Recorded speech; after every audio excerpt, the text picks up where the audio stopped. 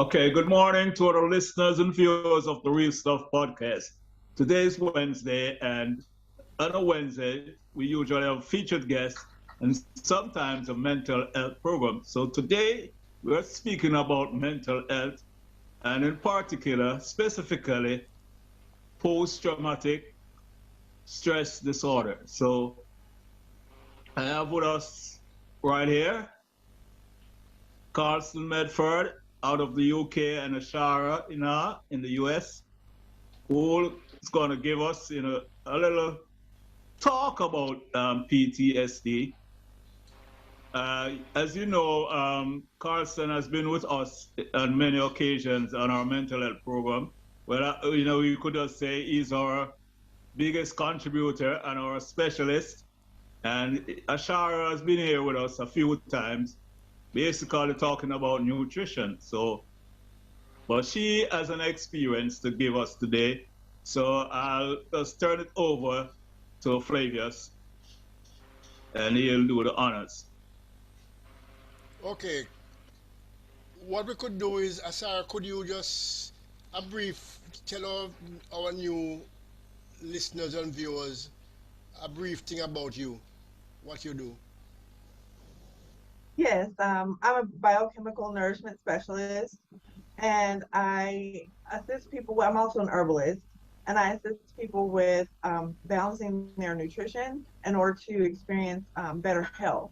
So, a lot of the ailments that we experience, including diabetes, hypertension, um, and a variety of other illnesses, but those are two very prevalent diseases in our community. They're very much about an imbalance. And sugar, high amounts of sugar are that's definitely involved. But if we understand how the body deals with sugar, then we can better address the other nutritional issues. So high amounts of sugar when we have a lack of potassium or a lack of magnesium or a lack of zinc, to be able to process that sugar, or to be able to make the insulin that we need to be able to make to process the sugar, or any of the things that we have to do for all the different processes involved with making energy, which sugar is involved with. So it's important to be able to address a variety of nutrients, not just the excesses. We have to deal with what we're missing as well. So I help people to understand those things, and I help them to get involved with different kinds of foods that they might not have previously had in high amounts in their diet, specifically fruits and vegetables. A lot of people tend not to eat very many fruits and vegetables. And different kinds of fruits and different kinds of vegetables offer different kinds of nutrients in high amounts. So it's just me introducing people to how their bodies work, how different nutrients work in their bodies, how all of that is involved in preventing or correcting disease, and introducing them to different kinds of foods and how to um, use things differently or even avoid certain different kinds of foods to prevent disease and stuff.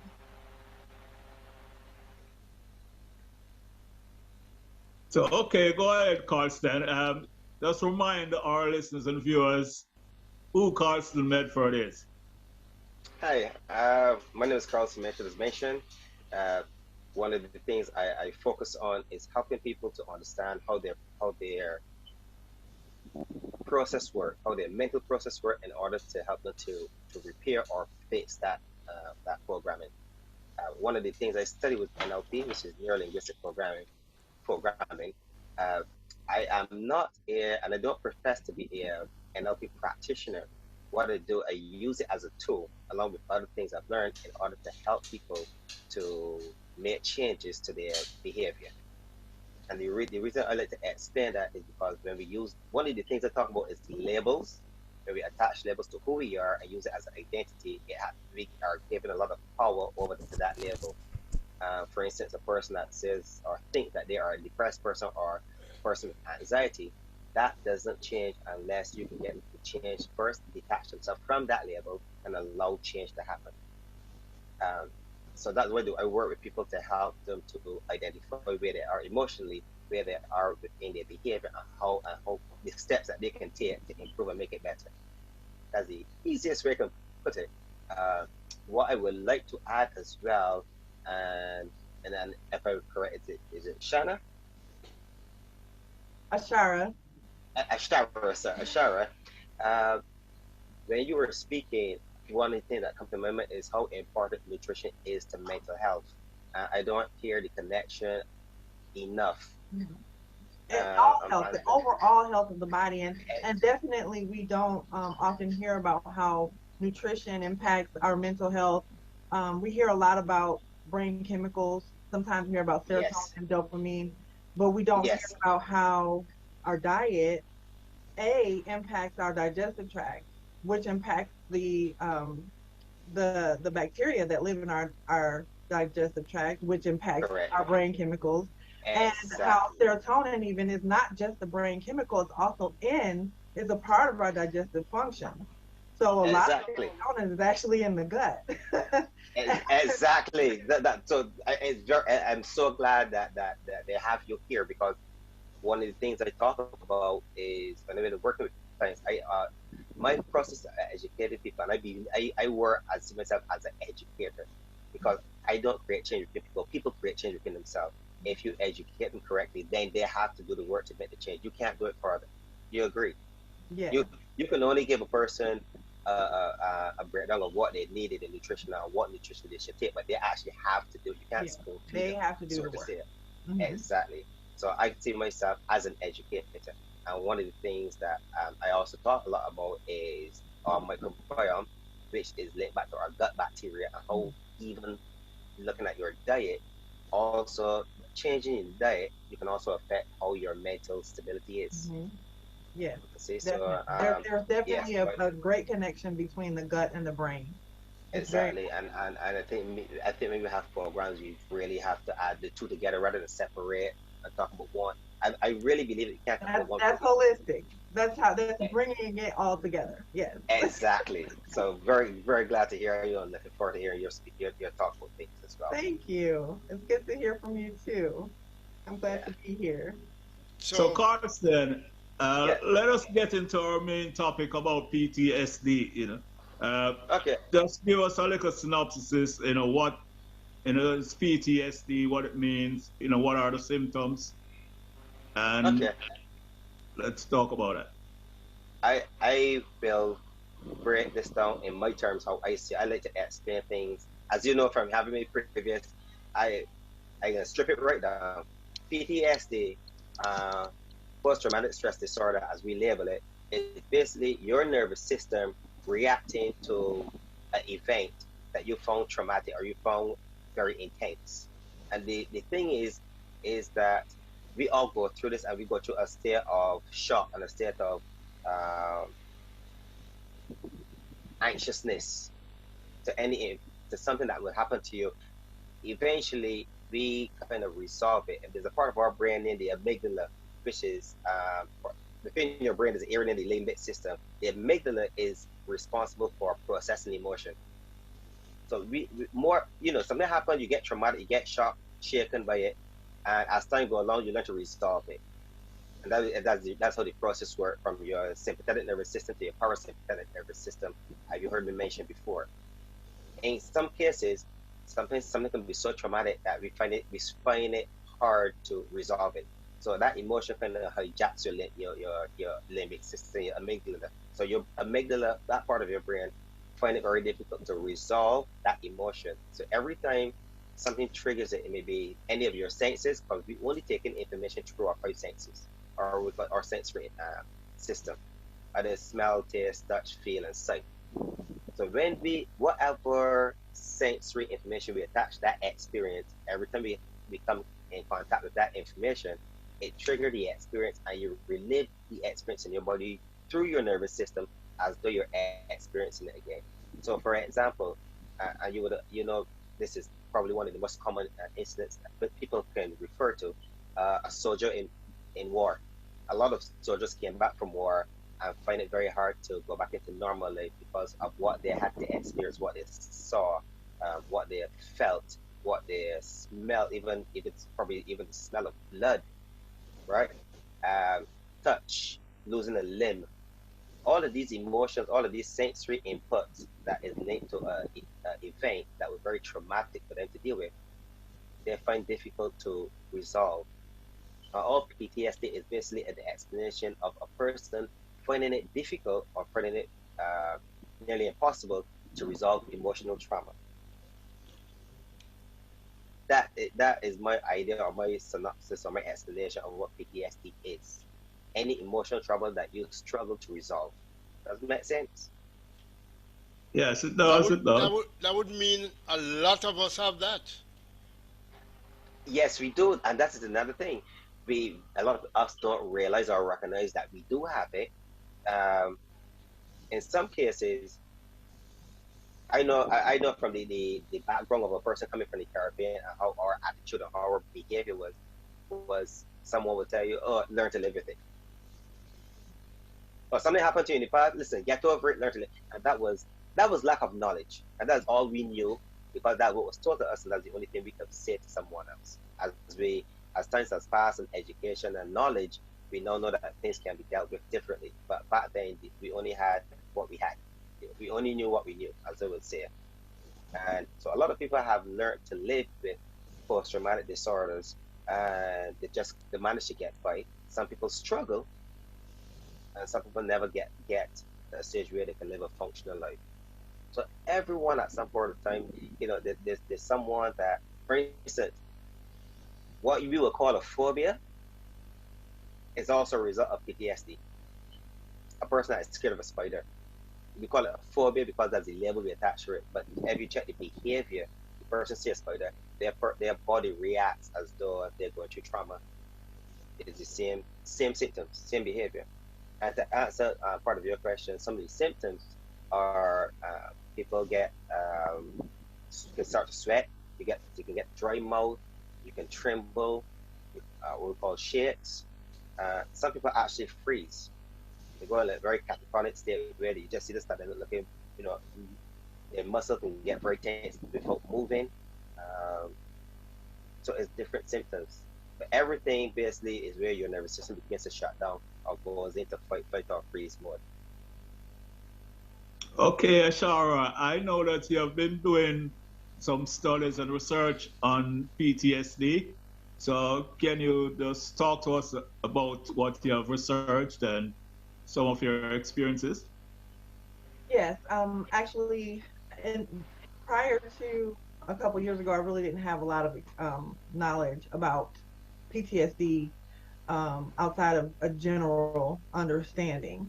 And then I developed complex PTSD, which is it's PTSD, but due to ongoing trauma, whereas generally what we know of as PTSD is usually regarding like a singular event or an event over a short period of time or a couple events, like a few events over a short period of time, whereas complex or CPTSD is a more like several months or years of repeated trauma to a person. And so as he was explaining just now, as far as the responses that someone can have, especially after being conditioned in a certain way, the system is always on high alert. It's a stress disorder, so the body is always responding in heightened ways to whatever those triggers are. So your nervous system, as he mentioned, is in a fight or flight response. So it's like, am I going to, or freeze? It's fight, flight, or freeze. So you're either going to be frozen and not know what to do, but inside a person may feel very tense. Sometimes those situations can actually bring on a heart attack because the person is so clenched up. Yeah, and then at the same time, their body, all of the processes are just going at an increased rate, and so the issue is it can vary between people. For some people, it can be very severe and constant. It can interfere with their sleep. So sometimes people are depressed, for example, and they say, "Oh, I have PTSD." Well, depression is not necessarily PTSD, but PTSD can include symptoms of depression and anxiety and insomnia. And so this person may struggle to get to sleep, may have nightmares during sleep. Sometimes these nightmares may be pertaining to the traumatic event, or maybe they have nothing at all to do with the traumatic event. It's just the brain bringing up Process. all of these scary things during the sleep cycle. The person may actually sleepwalk. The person may actually scratch during when they're supposed to be asleep, and they're not actually getting a sound rest. They're fighting in their sleep. So there are all these different things that can occur that may be pertaining to other individual diagnoses, but all of this can be wrapped into one with PTSD. And so it just depends on the person's whatever they experience. It depends on that person's ability to handle it. As you said, all these different factors come into play. And so with my experience, I developed complex PTSD through an abusive relationship. And so it was over about 2 or 3 years. And then I didn't even realize, as you said, you may or may not know what's going on with you until you're responding in strange ways to things. Like fireworks are making you feel like you might be having a heart attack because you're having a panic attack, which makes it feel like your heart is squeezing and there's this stabbing feeling, and you're like, I've never responded this way to fireworks before. Or anything that may have never scared you before, all of a sudden you have these heightened responses to all sorts of things. So it can be very scary for someone to all of a sudden have those things happening, and they don't. As you said, it could be we're saying this person has a phobia of something. If I'm hearing fireworks and all of a sudden I'm afraid of it and it's giving me that response, I'm going to avoid being around fireworks. Like to a significant degree, I might respond like someone who has a phobia. But if the person helping me doesn't understand that I have had trauma, then they might say, "Oh, you just have a fear of fireworks," and that's not what I have. I have a severe systemic problem that has to be addressed in certain ways. And although nutrition will not solve issues with PTSD, it's definitely an important arm of overall therapy and treatment. It will help. Yeah. It's not going to be something where it's like, oh, okay, I have my nutrition balance now, I don't have it anymore. There's a variety of things that people can do, including psychotherapy and all kinds of other therapies. But because our bodies are always in this state, and we are using certain nutrients at a higher rate, and we're losing certain nutrients at a higher rate. Being in fight or flight, that stress response actually makes your kidneys stop recirculating magnesium. Instead, it's going to dump it, and you're going to urinate it out into the toilet when you need that. But when you're constantly in a stress response, your body thinks there's always a danger. There's always something that you need to run from or fight or freeze for. So you have to get more of the things you may not have needed so much of before. More magnesium, more zinc, more vitamin C, more selenium. So supplements, whereas before I might not have been such a proponent of using supplements, just in general, for someone who doesn't have a lot of issues or doesn't experience a lot of stress, you can get pretty much what you need through food. But when you have ailments, including mental health issues, you have to get more. And supplements are a very important part of being able to do that. Correct. Yeah, so Carlston, as Ashara hit the point about treatment, and therapies. Just give us a little insight as a person who has been, helping people in that direction. when it comes to trauma, total trauma, whether it's PTSD, however you look at it, whatever label you use, I explain trauma as an event. The experience itself is equals the event plus the emotion. So, for instance, whatever you go through, as she was mentioning, years of being in a relationship, a traumatic relationship. Uh, every time you go through that, your body is reliving that experience and get to a stage where your body knows how to react. So, like you said, even when you mentioned, say, the fireworks, anything that triggers that response, remember, you don't think about how to react, it just happens. You get to a stage where it just happens by itself. So the first thing I identify is that there is, I call it a program. Your body is running a program. It, if any of these things do happen, maybe somebody shout at you, typical somebody might raise their hand as though to hit you. It may not be at to you, but the fact that you see it in your area, you perceive it as if someone is going to hit you, your body will react. Anything will, you say, can trigger it, and that is basically your body running a program of response. So because I know working with someone previous, the person, the person had said there's got to be something wrong with me, and it was as though the person was blaming themselves for what they were experiencing. And my process or my step forward was to identify or show this person from my point of view what you've been through was not your fault, and the response that you're getting is basically automatic programming. So first, I had to get that person to understand, to take that blame off themselves first and allow themselves to, once you recognize what's happening, fixing it becomes easier. You really can't get a person to work or fix the problem if they don't understand the cause of the problem. And to get the person to take that personal blame and that self-guilt, because when we think that we're at fault of what happened to us and we want to own it, we want to own that fault, you really cannot get change if you want to hold on to that at the same time. Something has to go. So Yeah, getting them to get past that stage. Yes.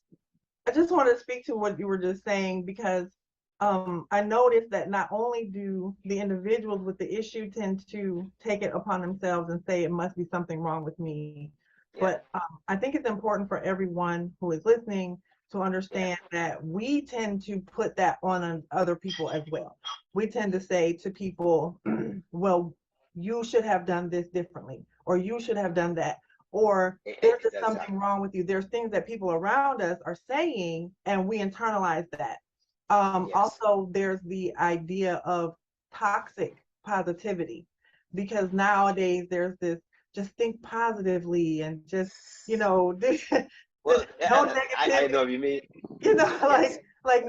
No negativity allowed. And it's like, well, someone who has depression or PTSD, they're not necessarily trying to respond negatively. Again, like he said, it's automatic.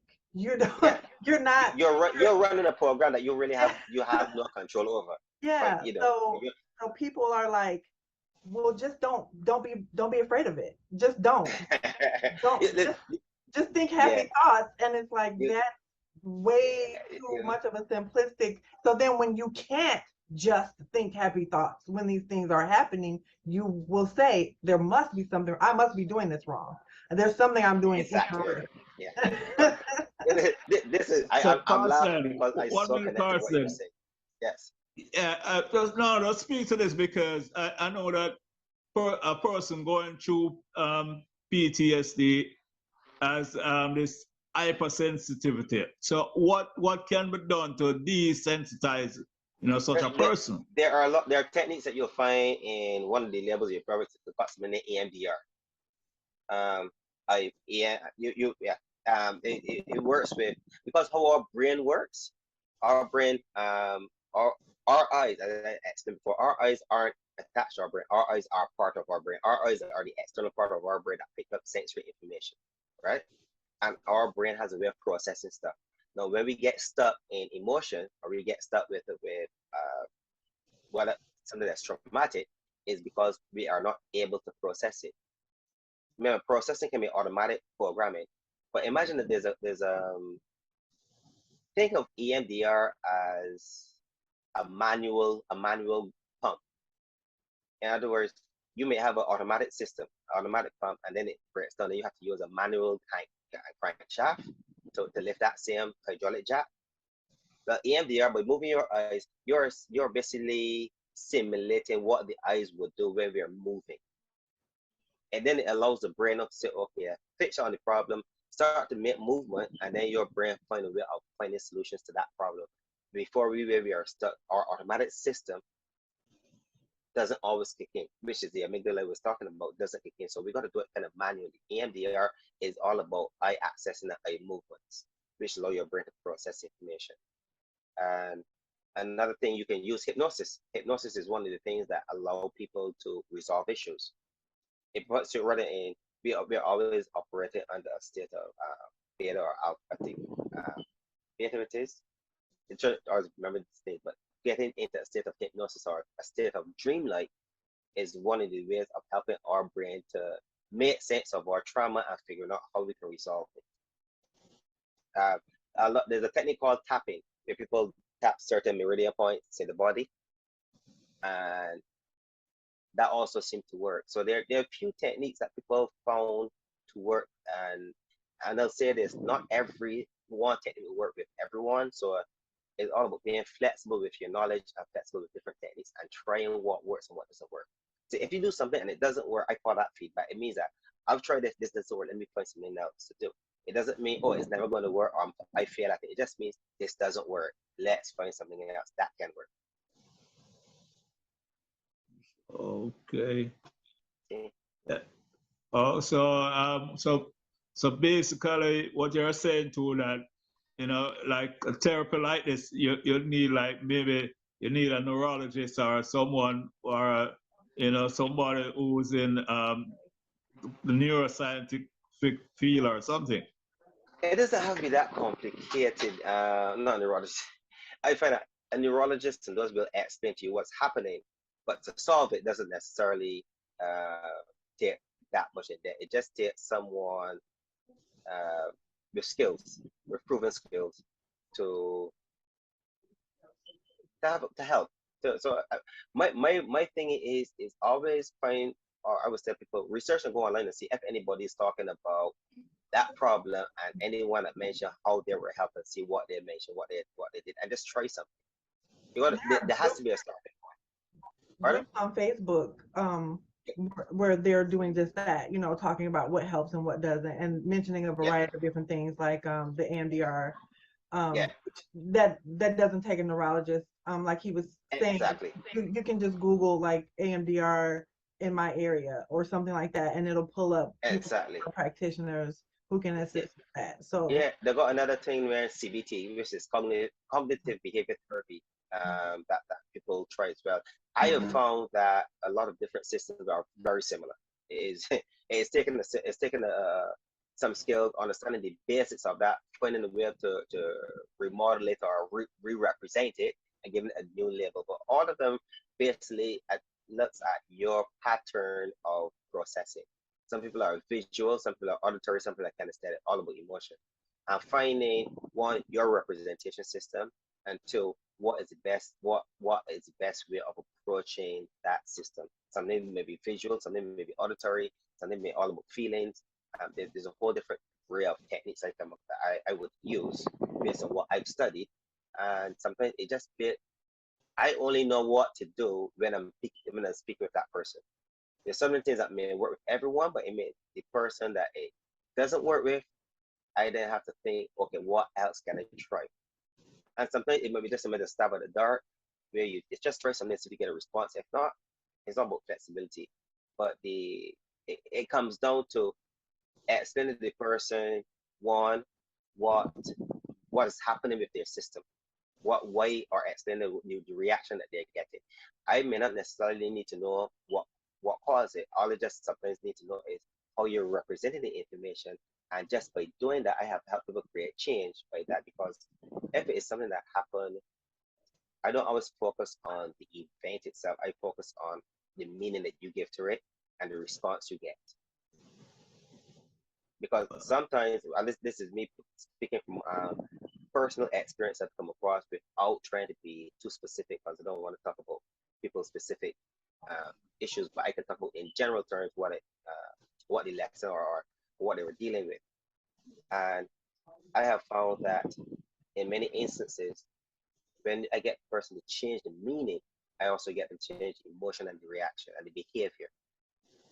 I always talk about the events are events. We give meaning to everything that happened. Therefore, that meaning generates emotion, and that emotion generates behavior. And That's if we can get something that's been very helpful for me, for sure. yeah, Being able to yes, go back and reframe things and exactly, change how what it all means to me now, and understand yes, it differently from how I was correct. looking at it in that moment. And based on your own experience, would you say that once you recognize that, first is it starts awareness? You've heard me, fellas, you know I speak about this a lot. Once you are aware of what's happening, you have a bit more control over what you do with it. Mm-hmm. Yeah. And then as you examine the meaning, what does it means? What does this event means to me? Mm-hmm. Or this is the emotion it generates, and this is the behavior that I get from it. And if I can change that meaning, I find that changing the emotion becomes easier. Mm-hmm. Yeah. And which generates a better or different behavior, or Yeah. more or less related to a illicit behavior, the behavior that you actually do want. And Right. then So those automatic responses, either they're more mild or they yeah, don't happen as frequently, because the exactly. You way, find yeah. yeah. No, finish what you're saying. I was just saying the way my it's like a retraining of Yes, you're the brain, reprogramming. because You're all of this is exactly subconscious. You know what I mean? yes, And so you have to be able to deal with it in the subconscious, and that's a training or a conditioning type of thing. correct. So, if you're able to look back at it and review it, and that can be hard to Yeah, review what the trauma is, but in right. order to reframe and say, okay, wait, that was actually not me in that situation. That had nothing to do Yes. with me. That was about that person and that person's Yeah. previous No, trauma no, you're talking. that I had nothing to do with. You listen. You can do this program by yourself. You have it covered. You understand the process. So, But seriously, that is it. Like I said, the way that you just explain it, it took less than 2 minutes to explain. And that is what I like to do with people. Bring it down to a simplicity, a very simple form. It does not have to be as complex as we think it is. Right? I Okay, found that I have a big question. that's yeah. How has the past 2.5 years affected this condition? If I give you an answer, it will only be my guess. Yeah. Let me explain what I'm saying. I like to get very specific about certain things, but in a general term, in my opinion, and I'm trying to base that on. I'm thinking about someone that I would have worked with in the past, similar. It varied. It has varied because for some people, pandemic or no pandemic, they will probably be in the same position they're in, or they're stuck in the programs that they're being stuck in, and the experience that caused the trauma in the first place had nothing to do with lockdown, had nothing to do with pandemic. Everybody reacts differently, so I avoid giving a lot of general explanations. If you understand what I mean to say, I'm thinking very careful what I want to say, because there's nothing that I will say that is across the board. It will vary. So there is nothing that I can tell you or say this is how lockdown has affected people with PTSD. There's no one explanation fits all. I know some people. Pardon? sorry. I was just gonna say, I can just piggybacking off what he was saying. Yeah, For example, for some, maybe they were at home more often and not in a toxic workplace environment that yeah, was constantly triggering them. So for those people, the last 2.5 years might have actually been more positive for them. yeah, Then you may have some people who isolated completely, and they needed to have people around them. You know what I mean? it's So that can in have the complete reverse, in opposite contrast. effect. Right. So it there, like you said, there's no way you could generalize and Is say it's going to be the exactly. same across the board. some people can work in isolation and feel more secure. Some people cannot. I cannot work in isolation too long and feel secure. I feed off of other people's energy. I feed off of groups. Some people are very extroverted like that. Some people prefer to rejuvenate on their own. Give them their own space. They're comfortable. Not a label that we like to use. That is, let's say, for that question, it varies. What I would say when it comes to people being anxious, that I observe a lot, especially having to reintroduce themselves into environment where there are more people now. I found lockdown was difficult, but coming back out of lockdown just as difficult. People trying to get back into the work environment really struggle. People that have to get public transportation, walk, being around in crowds, there are a lot of people that still struggle, that get so used to the distance that now, or you're into my people personal space have extended to a radius of 2 meters. And that's because of lockdown, you had to be 2 meters apart. So all of a sudden now, you come in that close to me, you're within my 2 meters. It's no longer 3 feet radius of personal space, it's now 2 meters, and you're a bit too close. And there are a lot of people that find it hard to reverse back to what it was before. Mm. So I could only assume, depends on what caused the individual trauma in people that been able to PTSD. That will vary, and therefore the response to lockdown will also vary. But some people will probably be worse off. Some people may find it easier to adjust. Another thing in Jamaica, we are really plagued with domestic violence. Oh yeah. Can you say something on that? With domestic violence, put it this way: every person was violent before. Isolate them in the same space together does not make it any better. And because of that, you find that the percentages of and that happened in Jamaica, it happened in Barbados, I think it happened all worldwide.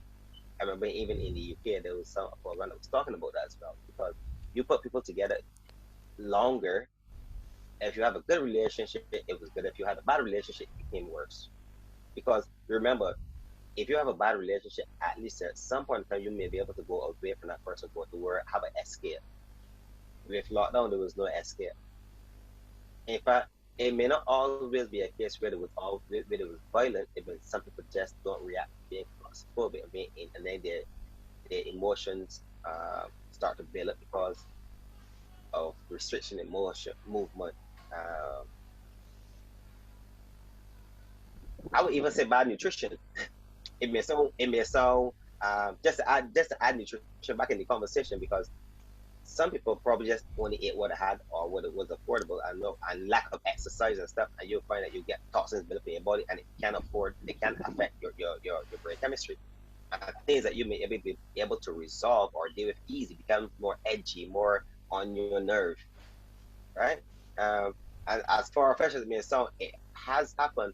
In fact, some people actually, I know with kids, because I got kids of my own, and I know that when you find kids always angry and fighting and aggressive, if you pay attention to their nutrition, what they drink, all the carbonated drinks, all the sugar, all the snacks and stuff, you change that and replace it with fruits and stuff, you get a more relaxed, calmer child. And I assume that you get similar reaction within human beings, within adults as well.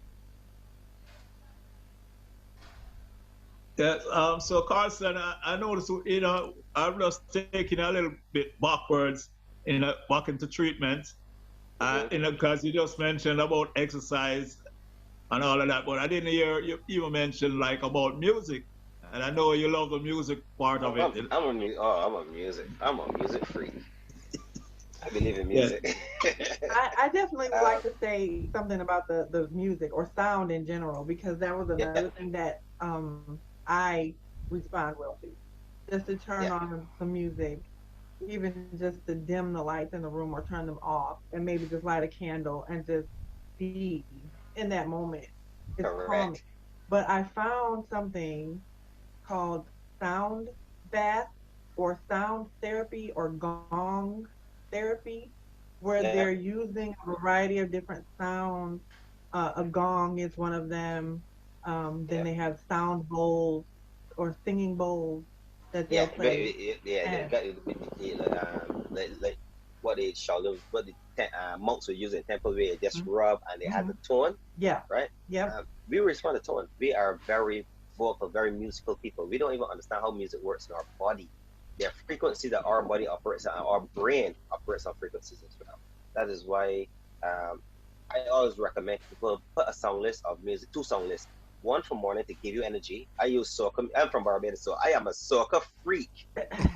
Okay, give me soca any day, any time of the day. I'm always like this, or I'm always wired really, or reggae or anything up tempo. Now you have this new Afrobeat. Not I guess new Afrobeats, but that's original really. But then you have anything with anything say 100 to 120 beats per minute. Um, I'll move with that. On evenings, I tell people get something like jazz R&B. Something is about 60 beats per minute or a bit lower, and yeah, lower the volume. So you got to focus on it. What it does, it actually your body and your frequency can get in tune with the music. And when you listen to relaxed music, you can actually relax your body. When you listen to the people like to listen to garage and grunge and heavy metal and all of that stuff which evokes emotion. And because you are actually allowing your body to resonate at that frequency, it can actually affect your emotional state as well. So music is a very good tool if you understand how to use it correctly in order to um, engage your body and induce a particular state you want. So if I'm feeling down or depressed, I go and party. There is no resolution or problem solving if I'm feeling down and depressed. None. All I simply do is sit down and wallow in my depression even more. That is not helpful. So guess what I do? I go and I party hard. The next day, everything that I thought was a major problem is not as major as I thought it was, and I found a solution. Music is the best therapy ever. In fact, And I can see smiles on your face, and I'm not even talking about. I'm just talking about music, not even playing it, and there's smiles on your face. Even that praise, you see, even that solicitates a response. I can't help but think about like just the times when I'm, just enjoying the music, and especially when you combine it with movement. Exactly. I know nowadays there's the dance exercise routines. I don't often get into those because it's not free movement, Yeah. and it's not as enjoyable as when you get to move freely. You know what I mean? And then there's this, especially if you're in a class and you're trying to, if especially somebody with PTSD, when you have constant stress, you don't want to stress yourself more.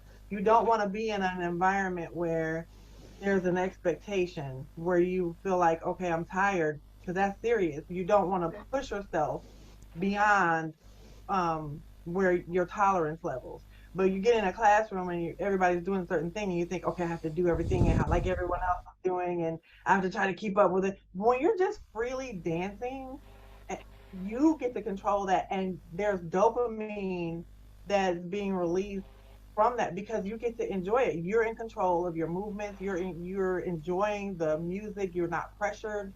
You know what I mean? None of that's going on that will happen in an exercise class. You are just free and enjoying the music and the free movement of the body. So you're getting that exercise that he spoke of a few minutes ago, and without the additional stress. Because instead of stressing yourself with high intensity, go, go, go, go, go workouts, you're moving how you feel, and you feel good because of it. Yeah. I found that it will just to add to what you say, everything you said is correct, but it will also vary on people because for some people, um, it seems to by moving a lot more as well. Depends because everybody would have their own tolerance level, and I don't think you should push a person past what you think it should be. I leave that to them to judge. Yeah, right. That Right. person, But right. But I'm yeah, just saying, in a classroom environment, people tend to, everybody else is doing it like this. I really am having a hard time, but I'm gonna, you know what I mean? yeah, Like you're not feeling you're right. like You you shouldn't be have to forced do it. if you don't want to do Yeah, it. So individually, by all means. yeah. I outside of that because for me, it is No, I'm not going to talk about how I see it because I don't have that label. I don't have that issue. I know when I was younger, all the things I talk about because I was everything I talk about, I experienced as a younger person. And because I spend years working and making it fits in myself, it allowed me to be more understanding and kind of empathetic with other people similar. And that is why I pursued down this path of learning how to help people to help themselves. And what I found was the more energy that I burn, I even forget tired, I found that it puts me back to a place of relaxation. And it's only after I started studying, I understand by doing that, that extra, not just adrenaline, because as you said earlier, a person that is always wired, your body is always in fight, flight, or freeze, but you're also producing adrenaline and your cortisol levels are going high.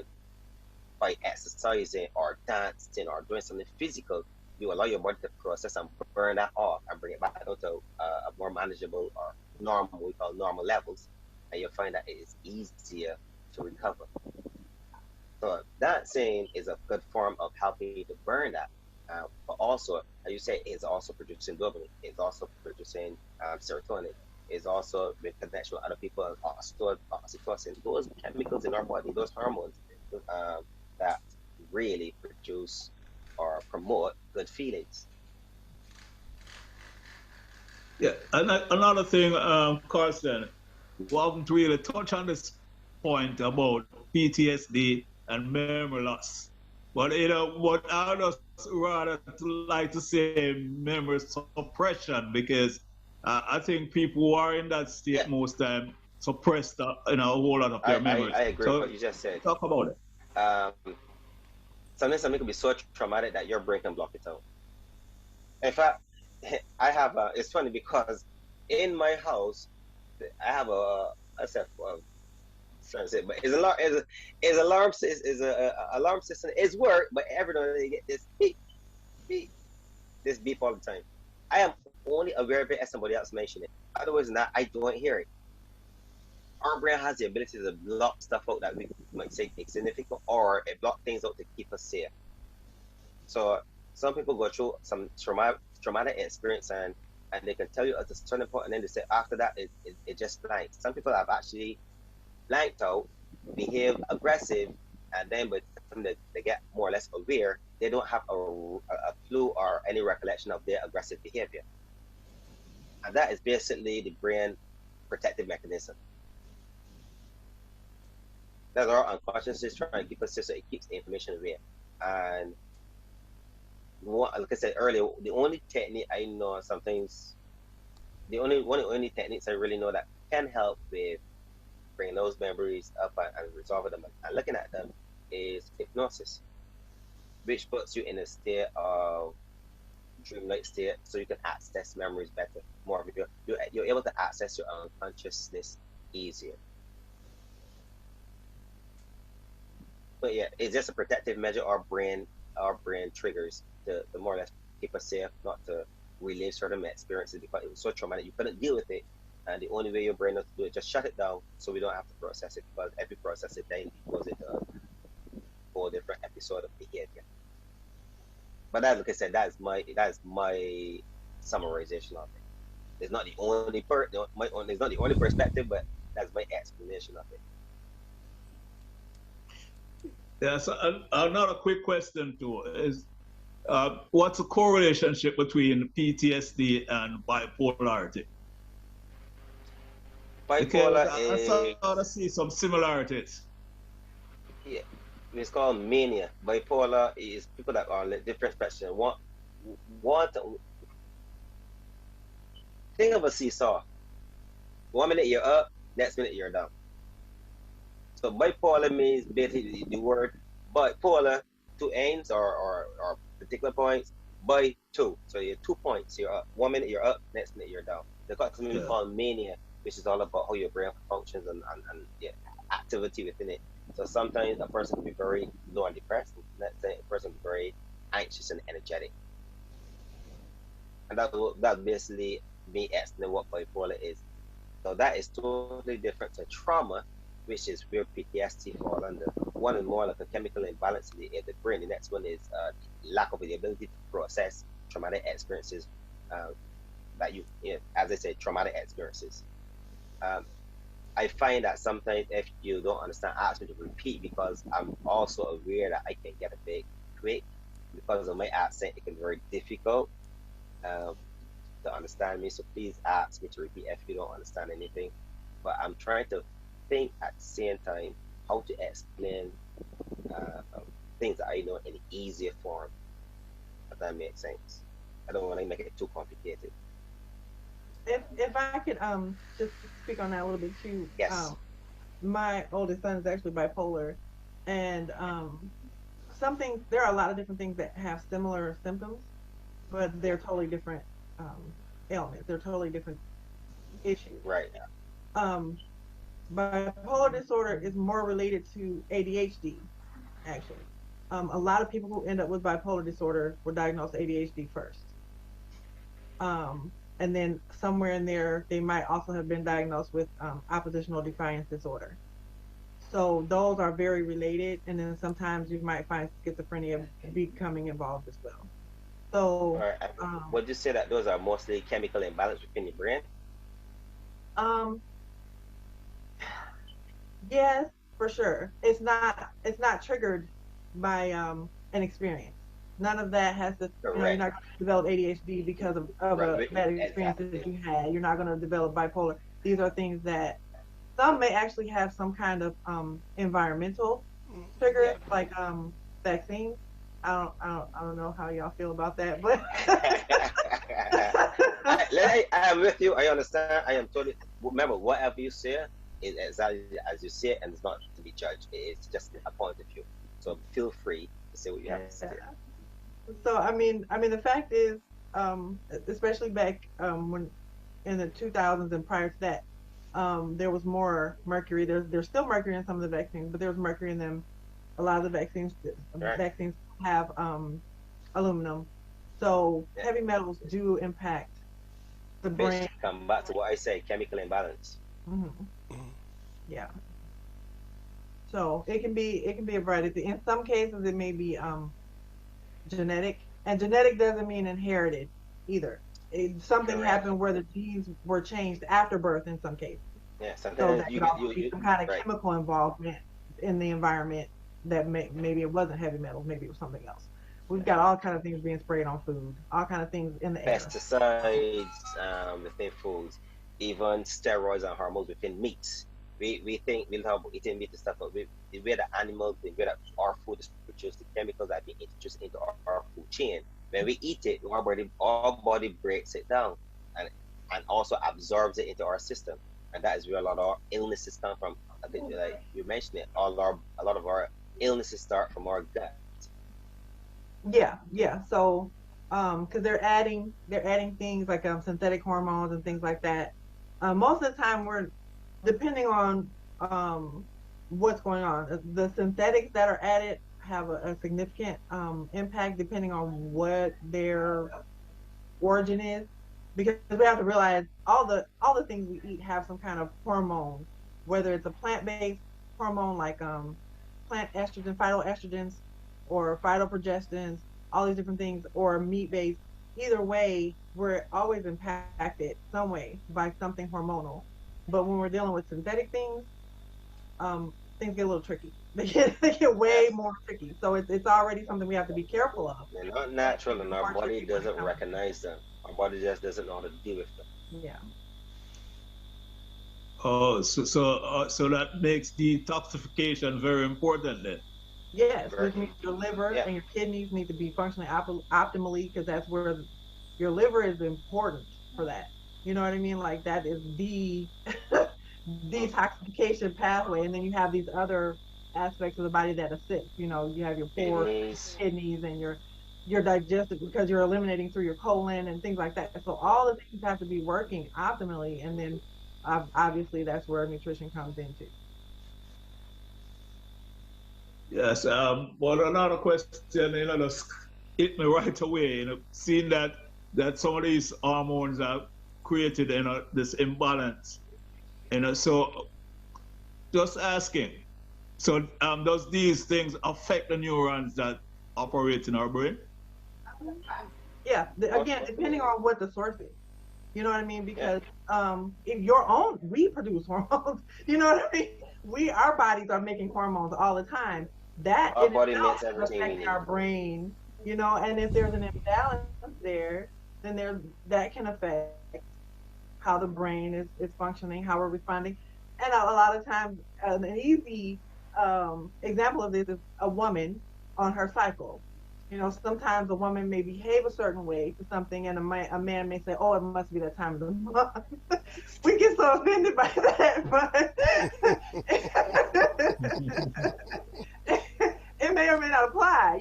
Sometimes he just deserves to get that snap that he just got. He doesn't want to admit that, Uh, but no comment. you're, Ah, you're right. You're right in time, but yeah, no, yeah, no, no, no, no. You're right. yeah. but You're right. sometimes that's happening when our estrogen levels are very high. Yeah, Sometimes we have progesterone levels that are not high enough to balance that out. But again, you're dealing with nutrition, you're dealing with potassium, you're dealing with zinc, you're dealing with vitamin C, where both estrogen is high and then progesterone is low. You're going to have strange responses to things, and it's not going to be pleasant. So yes, all these things impact our mentality. Yes, but Ashara, in all you're talking about the nutrition and nutrients, I notice it's always coming down to mineral deficiency. Not just minerals. Sometimes the amino acids, which are the building blocks of protein, sometimes the amino acids are imbalanced. This is one reason why I often caution against a meatless diet, because the plant-based proteins, those proteins are organized very differently, and yeah, so we can end up having lysine uh, imbalance. Like lysine is an amino acid that can counter arginine. Both of these are amino acids. When your diet is higher in plant-based proteins, your arginine levels can be very, very high, but your lysine levels are then going to be low because these are competing amino acids. So when one is very high, especially arginine, because we make that, we don't act, that's not something we have to get from diet. Our bodies make arginine. So we're also getting a lot of it through diet and very small amounts of lysine. Then we can have digestive issues. We can also experience immune system issues. Lysine is very important. With this pandemic, I've been pushing lysine.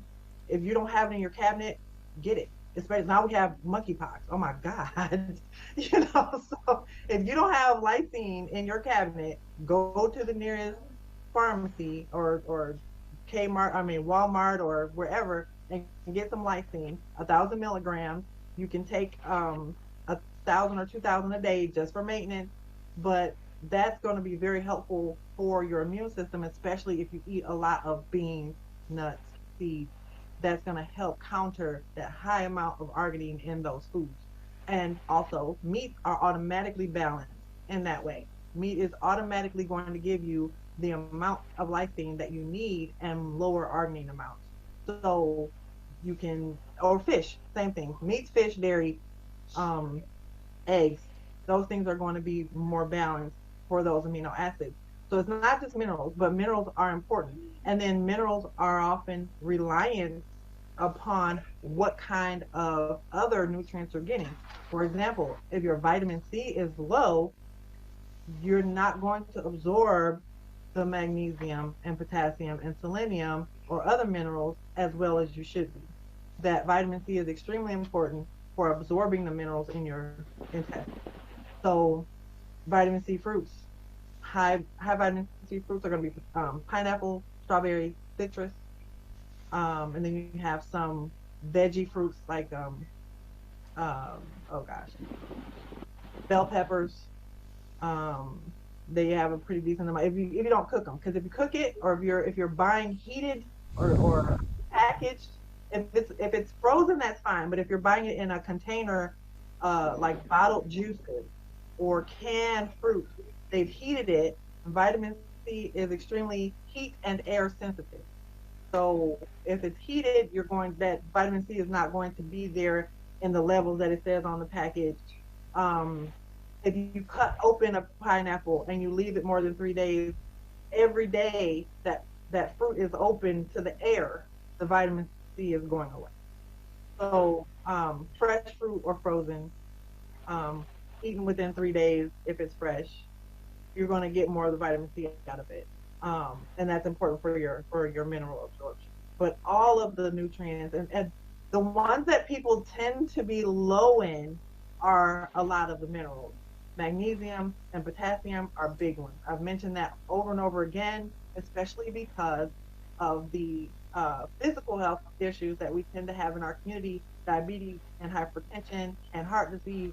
Those minerals alone can, if we just had a balance, a sufficient supply of that over time, we could prevent those diseases.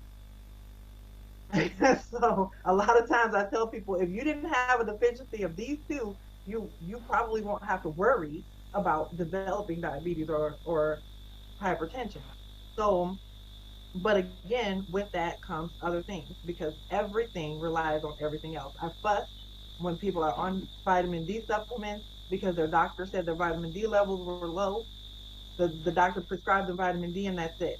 And I'm like, okay, your doctor does not know this, so I have to tell you, if you're only taking vitamin D and your magnesium and calcium levels are low, you're not going to benefit from that vitamin D supplement. So that's why, even though you're taking these high amounts of vitamin D, when you go back to the doctor, your levels are still low.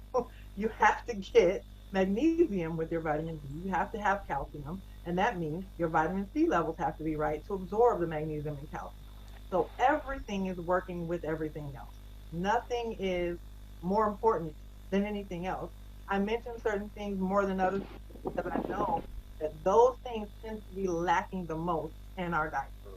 What's the best and easiest way to get the appropriate amount of magnesium and zinc? I think it's easy, except for the fact that now we're in a society that has told us to limit the intake of foods that are high in zinc. Um, so if we don't listen, then we can get zinc very easily.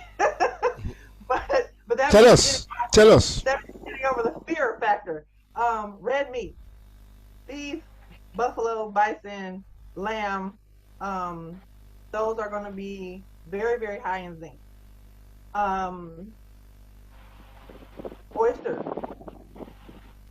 off the charts zinc levels in oysters. Um, crab, crab has good zinc levels. Some things that are high in zinc are also very high in copper. Unfortunately, we are not lacking copper in our diets, and you can have copper toxicity. So you don't want to have super high amounts of copper. So, for example, liver gives you a decent amount of zinc, but it's very high in copper. So I tell people you should eat liver because it has a lot to offer, including a lot of B5, which sometimes we're not getting that either. Um, and so what you do is you just need to have it maybe once or twice a week, no more than that. Because some people are saying, I'm eating liver every day. Don't do that because your copper levels are gonna go through the roof. That's too much. Um, organ meats and things like that, have them once or twice a week, more than enough.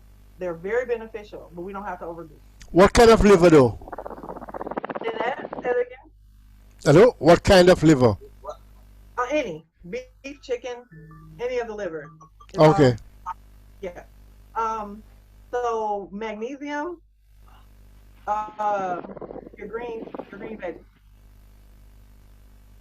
Spinach here is the best source. Unfortunately, spinach always gets overlooked for kale, and I hate to tell people, kale is not that nutritionally dense. Usually, when you hear something being called a superfood, it's because the folks who are selling it want you to buy it, and it's not because it's At a very high price. yeah. So kale compared to spinach, there is no comparison. I tell people all the time, get the kale out of your smoothie, put spinach in. If you guys have callaloo, that's also a good source of magnesium. Okay. They have callaloo. Yes, They have. lots and lots and lots. They have callaloo. Yep. Yeah, so that would be good. Everything else kind of falls off after that, but in general, those are the highest veggie sources Okay. for magnesium. But but green vegetables in general, and then certain types of fish also have good amounts of magnesium. Oh, moringa, but that's more available, I think, to people fresh in Africa, in certain countries in Africa. Caribbean as well. Okay, If okay, you We have moringa here. Yeah. okay, yeah, in good. Yeah, we don't. Caribbean, If we get it, we have to get it dried. We don't have it fresh. yeah. But I will buy the tea. I'll make moringa tea on a regular basis. So that's a good source of magnesium as well. We had those things for years. I had no idea what we really had. Oh yes, we did. Yes, and we still do. Oh yeah. Yeah, we got so much natural stuff that we don't beginning to discover what we do have. Yeah. So those So, are so anyway, Carlston and Yes. Ashara, we're coming to end of our program. So I'll just give you both a little time to summarize. So go ahead, Ashara, and then I'll just ask Carlston to summarize too. okay. So just in general, nutritionally, um, I would say it's extremely important to try to get the junk food out of the diet. That would be a good first step. And I know that's hard, especially when we tend to emotionally eat and we tend to emotionally eat sugary junk foods. Um, just try to slowly replace those things with fruits, fresh fruits, frozen fruits, dried fruits can be very, very delicious and a good snack option. Um, like I oh my gosh, I love dry papaya, or raisins, any of that kind of thing where you can still get that sweetness and not the refined sugar that comes with it. Um, so that would be important. And then the foods that were mentioned earlier, um, as well as I'm gonna just call off a few extremely some nutrients, nutritional supplements that I have found to be very impactful. In the morning on an empty stomach, I'll take B6, B12, glutathione, um, L-tyrosine, which is an amino acid, L-carnitine, which is also an amino acid. That's my morning supplement regimen. That by itself was a game changer for me.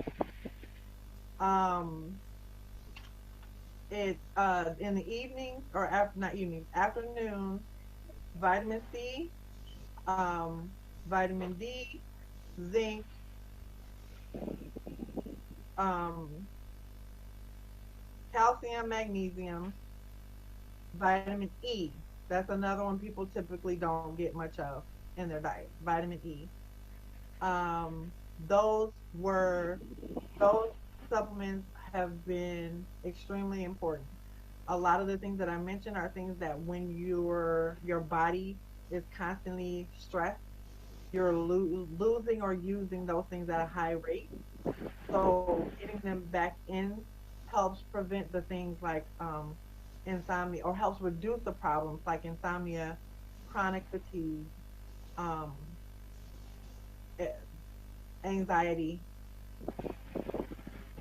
Major impact with just those supplements. And then again, getting junk food out of the diet. And I'm speaking from someone who I don't eat junk. So I didn't have that as an something that I had to move away from myself just so I, I don't have to deal with that. But just implementing the nutrients themselves, if you do that and nothing else, you're going to have a benefit. But if you get the junk out of the diet, that can help too. And then you can work on balancing the diet as a whole, which I can always be of assistance. Okay, go ahead, Carlston. Thanks, Ashara. Yes. To summarize what we're talking about PTSD is I want people to I think one of the things I would love to educate and say to everyone is stigma attached to it that it can happen to anyone, anytime, for any reason. And there's always help. There's always help out there. And for those that are experiencing it, if you have any self-guilt, understand that asking for help is not a sign of weakness. It is literally that asking for help is helpful. For those that are around people with it, understand that supporting someone with it may not be the easiest thing to do, but educate yourself about it first so you know how to support that person properly. As Ashara was saying earlier, there's a person, in their mind, the behavior or the reason for them telling you to, how to deal with it, not how to deal with it, but to get over it or, or think positive.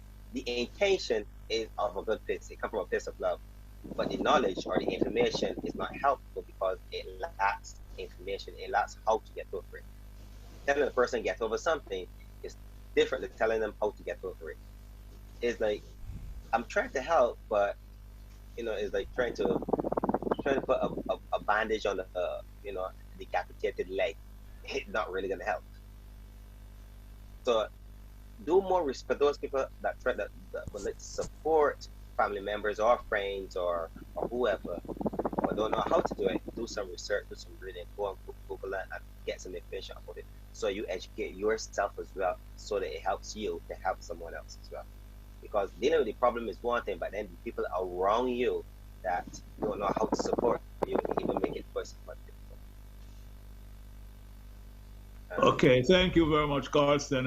Well, just like to thank Carlston Medford and Ashara Inaya for being with us on the Real Stuff podcast.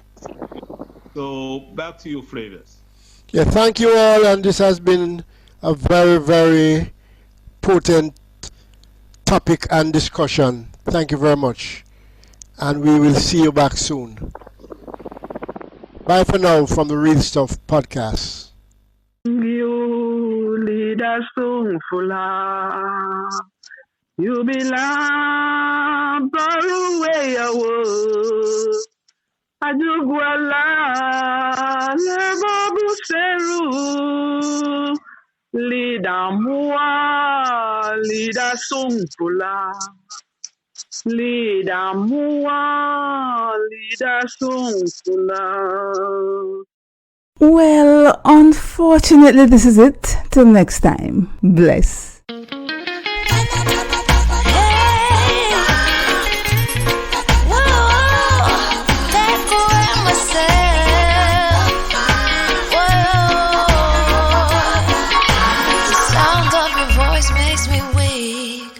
All you gotta do is just speak.